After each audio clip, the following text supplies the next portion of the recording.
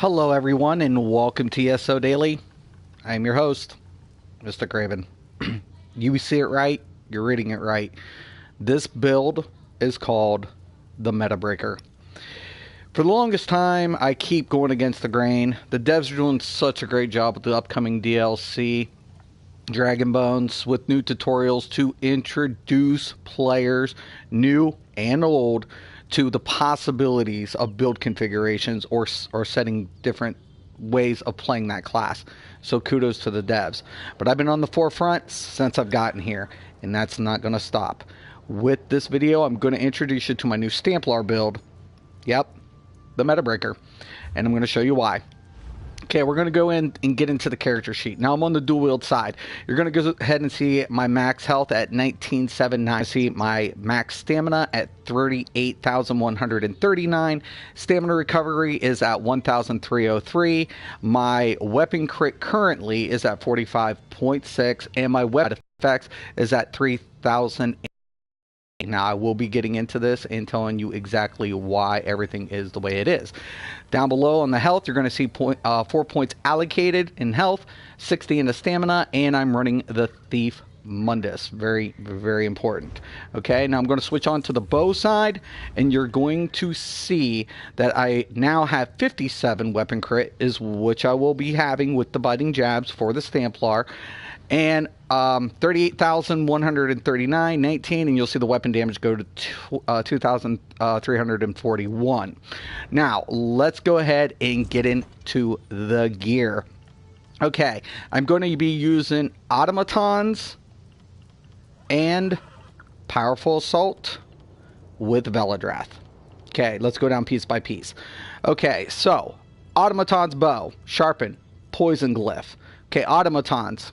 Not a big surprise for, Stamplar. Stamplar really benefits from the automatons. Many could say it's meta, but it really works out for this build because of all the physical damage you're dealing. So I was going to go with Hundings, but surprisingly enough, I was able to utilize this to the best effect to keep it static at all times. So we have 823 weapon critical, we have 1,083 max stamina, we have 127 weapon damage, and we're getting an additional 396 weapon damage to my physical damage abilities. Now, back bar proc, so as you can see on the bow side, I only have 4. But when I go to the dual wield side, you're going to see now I have 5 pieces of powerful assault. Powerful Assault's a set that's been overlooked even by me. But what it offers your team is truly, truly amazing. Think of a healer without spell power cure in endgame. How does that sound to you? Ooh, it sounds a little gross, right? Why? Because of that spell and weapon damage buff that you're going to be giving your party. In the essence, that's exactly what this set's doing for my party members as well as me.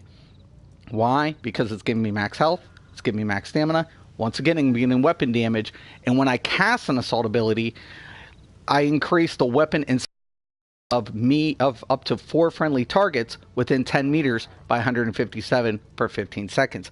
Now, a lot of people might say that's a little low, but keep in mind with Nirnhone, we see a scaling effect because it's percentage based. So this stacks on top of spell power cure. And remember, it's a back bar proc.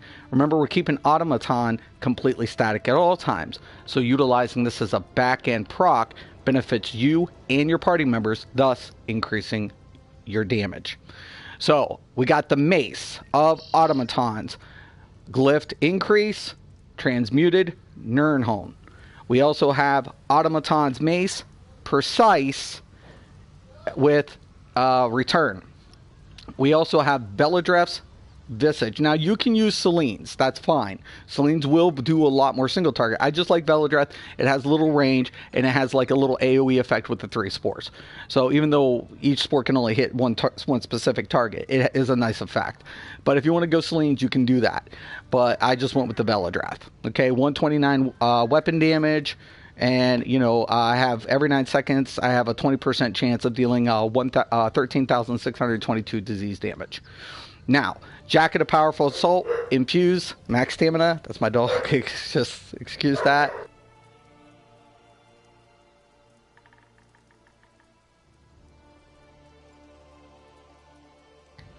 Okay, I'm back. Okay, Glyph Stamina, ideal. Shoulders, light. Now keep in mind, I have my heavy head and I have my light shoulders. Why? I want that 6% to the Undaunted passive. Okay, keep that in mind. So that is health, ideal, divine, belt of powerful assault, transmuted divine, max stamina, ideal, automatons bracers, divine, max stamina, ideal, automatons guards, infused, max stamina, ideal, boots of powerful assault, divine, max stamina, ideal. I'm still in the upgrading process, so don't mind that. Automaton's necklace, increase, ideal. Automaton's ring, recovery, ideal. And ring of powerful assault, recovery, ideal. Now, a lot of people are going to ask, where do I get the friggin' powerful assault? You get that down in the sewers. So you can either do the districts or the sewers down in Imperial City. Imperial City. Get Telvar, and you can purchase it with Telvar. That's how you get this set. All right, so let's get into the skills here. Okay, bow side. Pretty standard layout here, except I have, little tweaks to my type of situation here. Poison injector, standard. Power of light, standard. Keep in mind that this is going to go ahead and give us the minor breach. We also have arrow barrage. We have the rearming trap. And we have Camouflage Hunter. A lot of people are going to ask, why do I put the Camouflage Hunter? Simple, simple, simple. Yes, you get the pots. They will give you major savagery. But I want this Undaunted passive scaling up higher to increase damage. That's giving me a 6% boost to slot it. That's the only reason it's on there. Okay, then I have the Ballista. Dual wield side. Flying blade. This is going to give us our major brutality. Biting jabs, keep in mind that we are going to get major savagery when we utilize this. Okay, that's our spammable. Rendering slash, this is our dot. We have the caltrops. This is why it's on the back bar. Now, I haven't morphed it because I used to use Deadly Cloak. Deadly Cloak, was a lot better for me in a lot of scenarios, but now I'm definitely going to be using my caltrops with this build specifically because of the simple fact that I'm going to be using this to proc my powerful assault. And then I use repentance on this bar. Why do I use repentance? Simple, I'm getting the minor endurance, and when I kill trash, I can go ahead repentance the corpses if the Templar isn't doing it, if there's a Templar in the group, and that's going to help with my stamina recovery. Keep in mind, my stamina is a little low, so I'm going to be doing a lot of heavy attacks between my jabs, but I also can use this to go ahead and help sustain.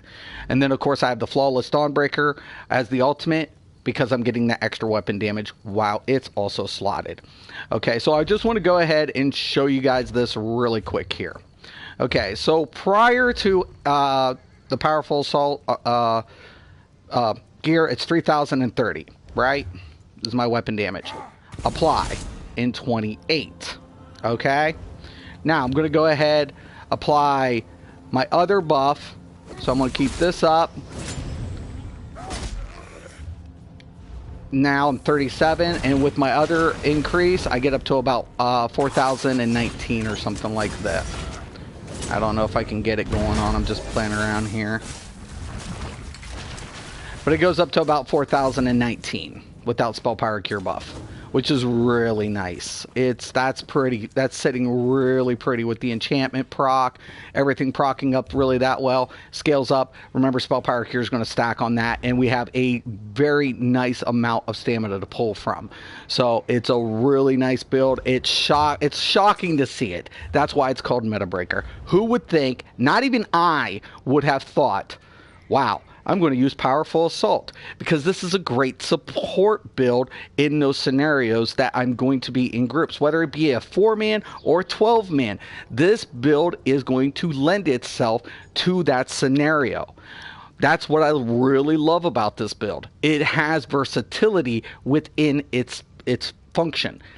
That's why I really like it. I really enjoy the idea that this build is going to benefit not only myself, by my party members as well, and it's still a DPS build.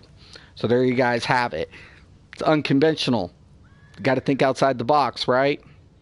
And that is what this game is all about. The meta is only put together by a few players, and then it is conceptualized by the masses as the absolute truth. But in this game, the only truth is the numbers are a reflection of what you put together and how you intricately know how to use those numbers to put your build together efficiently to get the most out of it. That's to the meta. Mr. Craven, ESO Daily. Have a nice day.